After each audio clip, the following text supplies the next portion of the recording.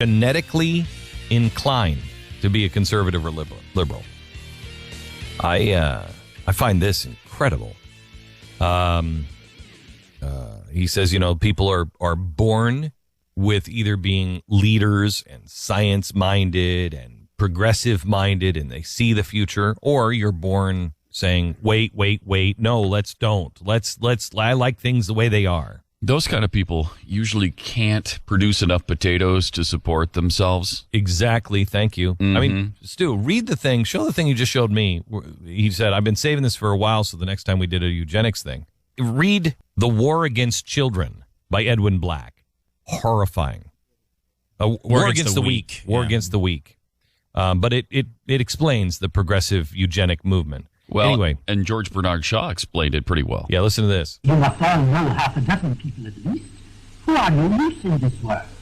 We all must know a half a dozen people at least who are of no use in this world. Who are more trouble than they are worth. Just put them there and say, sir or madam, now we will be kind enough to justify your existence. So he says, so we all know at least half a dozen people that are of no use to the world. Just sit them there and say, sir or madam, justify your existence. If you can't justify your existence, if you're not pulling your weight in the social vote, then clearly we cannot use the big organization of our society for the purpose of keeping you alive. So explain your existence. Wow. And if you can't, then we can't use our organizations and our society to keep you alive. I've heard that I don't know how many times. It's shocking horrifying. Every time. That's George Bernard Shaw. Did you go to school and ever hear about George Bernard Shaw? He is loved. He is a monster. I used to go to a diner, and they have quotes on the menus, and one of the menu quotes is from this guy.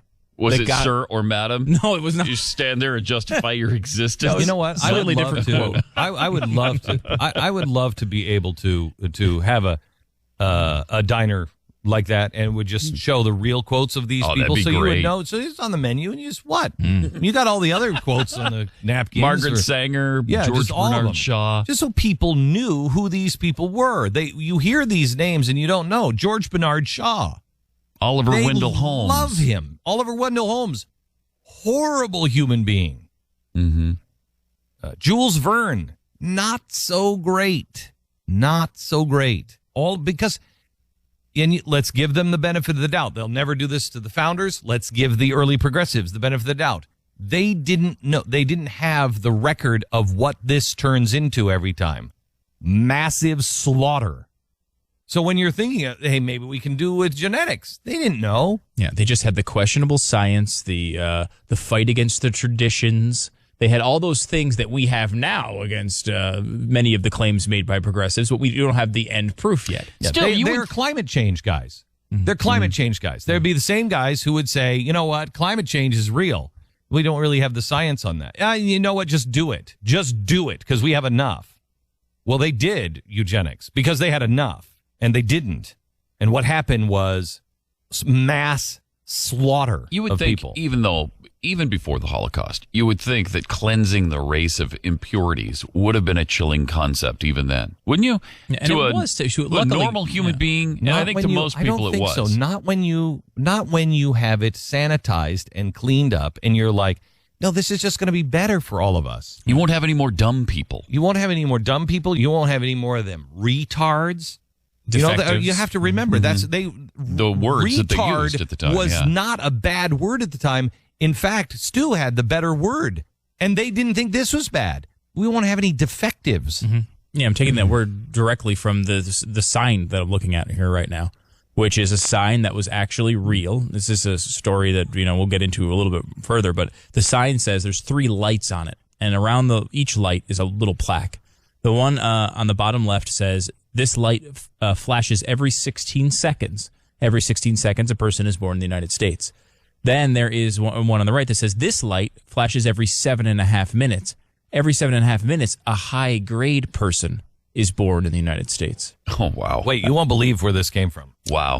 And then it goes on to talk about, how great high-grade people are. And then at the top, there's a light that says, this light flashes every 15 seconds. Every 15 seconds, $100 of your money goes for the care of persons with bad heredity, such as the insane, feeble-minded, criminals, and other defectives.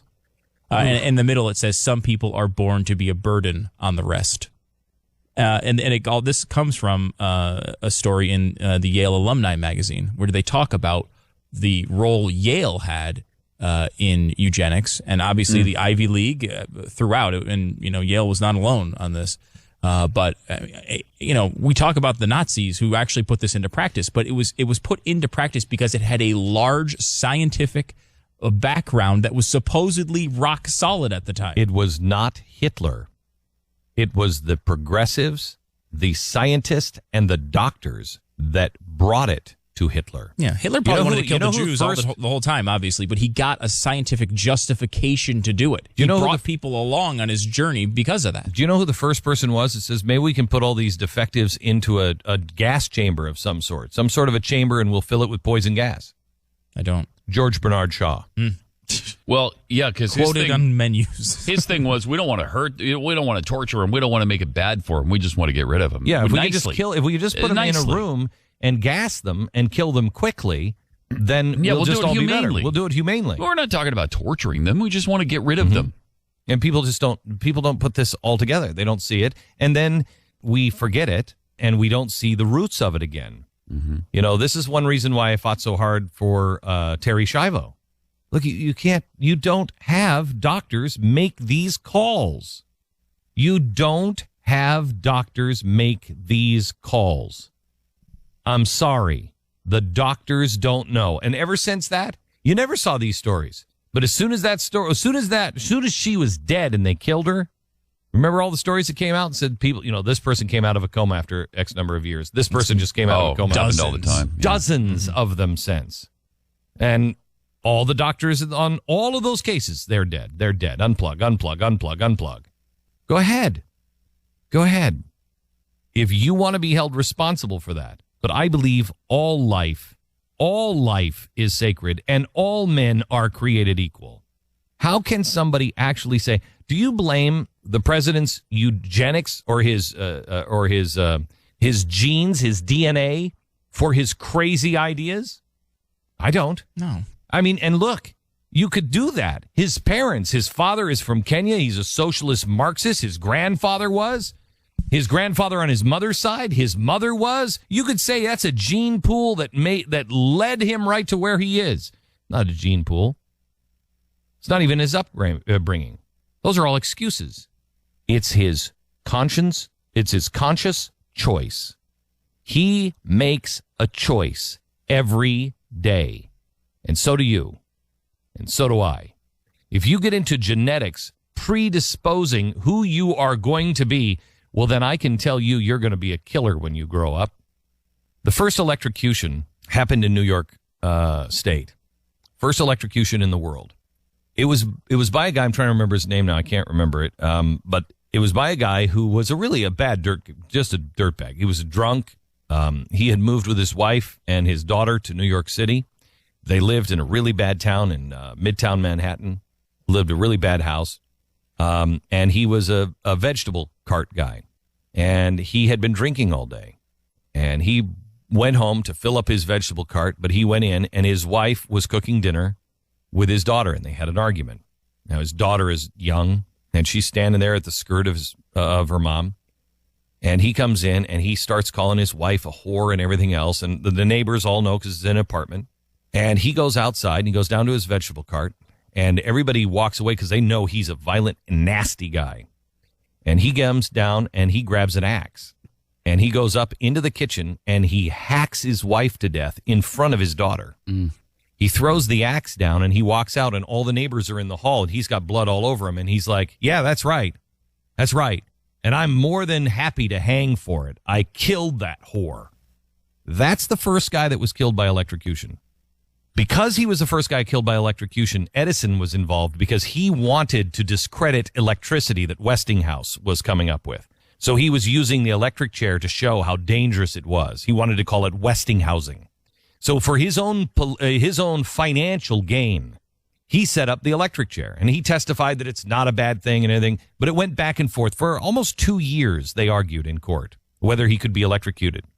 But in those 2 years, his jailers read the Bible to him. You read the last minutes of this man's life and the day that he died. He was talking about Jesus, and he said, I was such a bad man, and I'm so glad that there's forgiveness, and I can't wait to go to heaven because I can't wait to... The warden and everybody who witnessed it cried. As he sat and was being strapped down in the electric chair, he said hello to everybody, and he said, I was a very bad man, and I deserve this. When the warden was strapping him in because they knew that electricity would make him jump around, he stopped the warden as he turned around. He stopped the warden and said, Warden, you better tighten this strap here because I don't want this to look bad for you. This man had changed. I'm sorry, I don't believe that you're born to be one thing or another, because that takes away my choice and your choice. Makes it easy for the lazy. Makes it harder for you. But it's the only thing that makes life worth living. Sponsor this half hour is LifeLock, the leader of a ID theft ring responsible for more than half of the ID theft complaints in Hawaii in 2010, going to prison now for 8 years, unless the federal government deports him earlier. By the way, this guy going to prison, how is it that liberals think you can change your life and go to prison and be rehabilitated? Why don't we just kill all prisoners? Why don't we just execute them? What do you mean, understand their childhood? What do you mean, understand anything? It's genetics, right?